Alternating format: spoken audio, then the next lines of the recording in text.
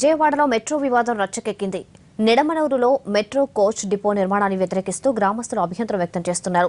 తమ గ్రామంలో మెట్రోకు భూములు ఇచ్చేది లేదని తెగేసి చెబుతున్నారు. మెట్రో కోచ్ డిపో వలన కాలుష్యం ఏర్పడడంతో పాటుగా తమ గ్రామం ఉనికి కోల్పోతుందని ఆందోళన వ్యక్తం చేస్తున్నారు.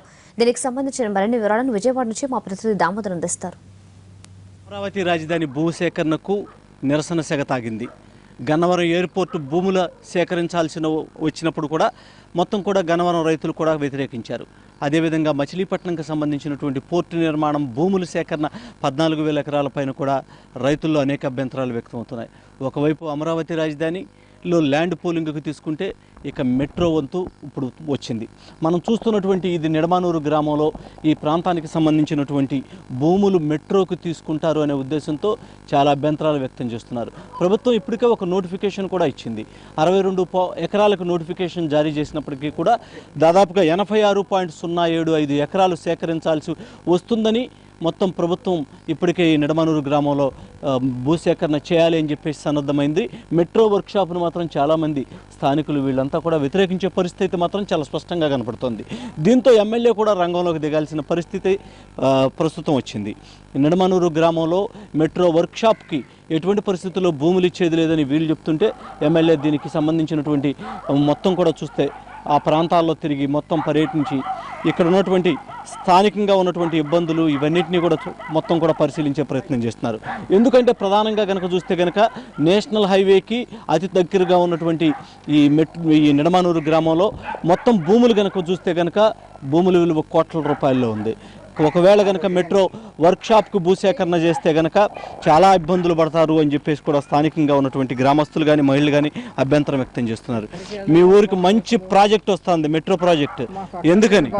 మాకు వద్దయ్యా మెట్రో ఎందుకు, మేము రోడ్ల మీద ఉంచోబెట్టుకుని ఉంటే చాలు బాబు, మాకు మా ఇల్లు మాకు ఉంటే చాలు. ఇప్పుడు మీకు కూడా అమరావతి రాజధాని తరహాలో ప్యాకేజ్, మంచి ప్యాకేజ్ ఇచ్చి అక్కర్లేదు, మాకు వద్దు, మాకు ప్యాకేజీ వద్దు, మెట్రో వద్దు, అసలు మా ఇల్లు మాకు సురక్షితంగా ఉంటే చాలు, రోడ్డును పడేయకుండా ఉంటే మాకు అంతే సంతోషం బాబు.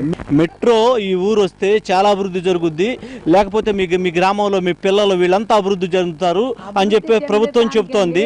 మీ భూములు ఇవ్వటానికి ఉన్న అభ్యంతరం? మా భూములు కాదండి, మాకున్నదే మనిషికి సెంటు స్థలం.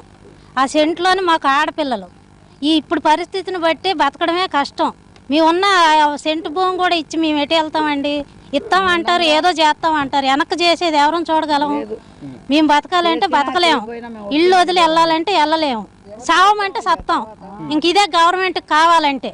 తమ గ్రామంలో సెంటు భూమి కూడా మెట్రో వర్క్షాప్కి ఇచ్చేది లేదంటూ ఈ విధమైనటువంటి కరపత్రాలు వేసి గ్రామంలో నిరసన తెలియజేస్తున్నారు.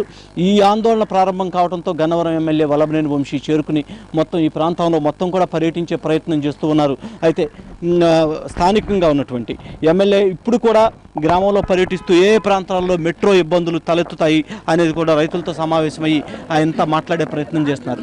కొంత ఎయిర్పోర్ట్లో భూములకు సంబంధించి కొంత వాళ్ళు వ్యతిరేకించినా సానుకూలంగా చేయగలిగిన సక్సెస్ అయ్యారు అక్కడ. కానీ ఇక్కడ చాలా అభ్యంతరాలు వ్యక్తమవుతుంది. దానికి మీరేమంటారు? గన్నవరం విమానాశ్రయానికి వస్తే మొదట రైతులు వ్యతిరేకించింది వాస్తవం అండి. చాలా కాలం నుంచి కాంగ్రెస్ ప్రభుత్వం అధికారంలో ఉన్నప్పుడు కూడా ఎయిర్పోర్ట్ భూమిని సేకరించాలని చెప్పి వాళ్ళు తలపెట్టడం, తర్వాత రైతులు అడ్డుపట్టడం ఇవన్నీ జరిగినాయి. అయితే తెలుగుదేశం ప్రభుత్వం వచ్చిన తర్వాత చంద్రబాబు నాయుడు గారితో మాట్లాడాం.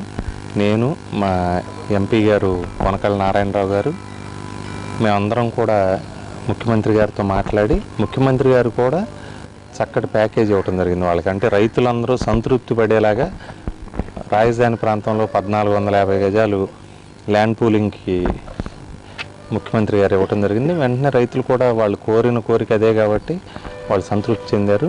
ఆయన వరకు వెళ్ళినప్పుడు చాలా పాజిటివ్గా రెస్పాండ్ అవుతారు. నేను అనుకోవటం ఇది ముఖ్యమంత్రి గారి దృష్టిలో ఉండదు, ఏదో డిపిఆర్ లెవెల్లోనో ప్రాజెక్ట్ రిపోర్ట్ లెవెల్లోనో ఉంటుంది. ముఖ్యమంత్రి గారి దృష్టికి తీసుకువెళ్తాం మేము, ఇది వీళ్ళందరినీ తీసుకువెళ్తాం, వీళ్ళ సమస్యని మేము ముఖ్యమంత్రి గారికి చెప్పినప్పుడు ఆయన పాజిటివ్గా రెస్పాండ్ అయ్యి ప్రాబ్లం సాల్వ్ అవుతుంది అనేటువంటి కాన్ఫిడెన్స్ నాకు ఉంది. గన్నవరంకు సంబంధించినటువంటి నియోజకవర్గంలో ఇప్పటివరకు 3 భూసేకరణలు జరిగాయి. 3 భూసేకరణలో కూడా భూమిలు ఇవ్వడానికి వ్యతిరేకించిన వారు తర్వాత సానుకూలంగా స్పందించడం జరిగింది.